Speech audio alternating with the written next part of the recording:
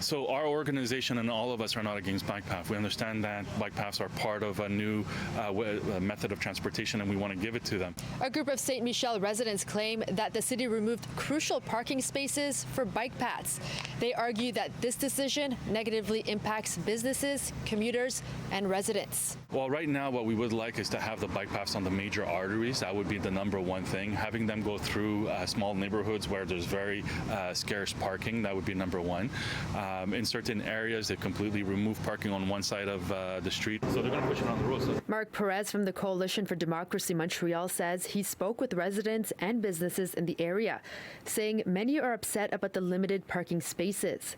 He says he's not opposed to bike paths, but wants to find a solution that accommodates both bike paths and sufficient parking spaces. These bike paths and cars can coexist. They have coexisted, and we want the mayors of all the boroughs and the mayor of Montreal to come and listen to everybody and to come up with an equitable solution. According to the City of Montreal, nearly 17 kilometers of bike lanes will be added in the network in this year, and about 17 kilometers will be improved during maintenance work. We made petitions, but they didn't take them into account. I don't know how they did that. They didn't even conduct surveys. Now I see that there aren't many bikes passing by, but almost half of the parking spaces are gone. We are already affected. We're really suffering. Because I have less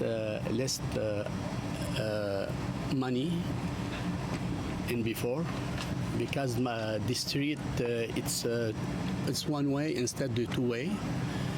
For parking for people there is no parking for the people. My first problem is my customer in my business, you know.